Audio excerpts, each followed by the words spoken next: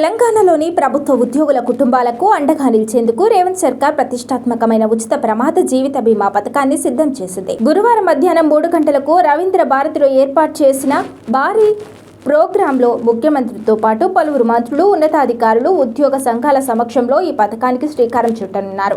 ఈ పథకం అమలు కోసం రాష్ట్ర ప్రభుత్వం మొత్తం 14 ప్రముఖ బ్యాంకులతో అధికారికంగా అవగాహన ఒప్పందం కుదుర్చుకోనుంది. ఉద్యోగులు తమ జేబు నుంచి ఎలాంటి ప్రీమియం లేదా అదనపు రుసుము చెల్లించాల్సిన అవసరం లేదు. కేవలం ప్రభుత్వ వేతనం జమయ్యే శాలరీ అకౌంట్ ఆధారంగానే బ్యాంకులు ఈ ఉచిత బీమాను అందించనున్నాయి. తొలుత ఈ ప్రమాద బీమా పథకాన్ని కేవలం అన్ని ప్రభుత్వ శాఖల్లో పనిచేసే శాశ్వత ఉద్యోగులకే పరిమితం చేయాలని భావించినప్పటికీ మానవతా దృక్పథంతో ప్రభుత్వం కీలక నిర్ణయం తీసుకుంది. ప్రభుత్వ పరిధిలో పనిచేస్తున్న కాంట్రాక్ట్, అవుట్సోర్సింగ్ వంటి తాత్కాలిక ఉద్యోగులను సైతం ఈ పథకంలో భాగస్వామ్యం చేయాలని ముఖ్యమంత్రి రేవంత్ రెడ్డి తాజాగా నిర్ణయించారు.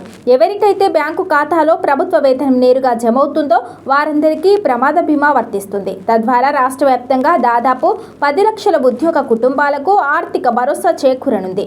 ఒకవేళ ఉద్యోగి ప్రమాదవశాత్తు మరణిస్తే సదరు బ్యాంకు నామినీకి 60 లక్షల నుంచి గరిష్టంగా 1 కోటి వరకు బీమా పరిహారాన్ని అందజేస్తారు. అయితే పరిహారపు గరిష్ట పరిమితి ఒక్కో బ్యాంకు నిబంధనలను బట్టి మారుతుంది. అత్యధిక శాలరీ అకౌంట్లు ఉన్న బ్యాంకులు 1 కోటి ఇచ్చేందుకు అంగీకరించగా, విమాన ప్రమాదంలో మరణిస్తే గరిష్టంగా 2 కోట్ల వరకు క్లెయిమ్ లభించనుంది. ఇలాంటి వినూత్నమైన ఉచిత బీమా పథకాన్ని గతంలో సింగరేణి ఉద్యోగుల కోసం బ్యాంకులు కొద్ది కాలం క్రితం ప్రయోగాత్మకంగా ప్రారంభించాయి. సింగరేణిలో ఇప్పటి వరకు ప్రమాదాల్లో మరణించిన దాదాపు 45 మంది ఉద్యోగుల కుటుంబాలకు బ్యాంకులు 1 కోటి చొప్పున పరిహారం అందించి ఆదుకున్నాయి. సింగరేణి మోడల్ని చూసి ఆ తర్వాత దేశవ్యాప్తంగా కోల్ ఇండియా వంటి కేంద్ర ప్రభుత్వ రంగ సంస్థలు దీని అమలుకు శ్రీకారం చుట్టాయి. అయితే ఒక పూర్తి స్థాయి రాష్ట్ర ప్రభుత్వ ఉద్యోగులందరికీ ఉచిత బీమాను అమలు చేస్తున్న తొలి రాష్ట్రంగా తెలంగాణ దేశంలోని సరికొత్త రికార్డు సృష్టించబోతోందని అధికారిక వర్గాలు చెబుతున్నాయి. అయితే సాధారణ మరణాలను కూడా పరిహారం వర్తింపజేసే అంశంపై బ్యాంకులు కూడా ఇంకా స్పష్టత ఇవ్వాల్సి ఉంది.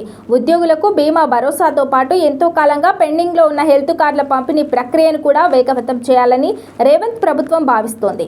జూలై మొదటి వారంలో ఎల్బీ స్టేడియంలో దాదాపు 50,000 మంది ఉద్యోగుల సమక్షంలో ఒక భారీ బహిరంగ సభ నిర్వహించి ముఖ్యమంత్రి చేతుల మీదుగా డిజిటల్ హెల్త్ కార్డుల పంపిణీని ఘనంగా ప్రారంభించాలని కసరత్తు జరుగుతోంది. దీంతో పాటు ఉద్యోగులు కోరుతున్న వేతన సవరణ సంఘం అంశంపైన ప్రభుత్వం సానుకూలంగా ఉంది.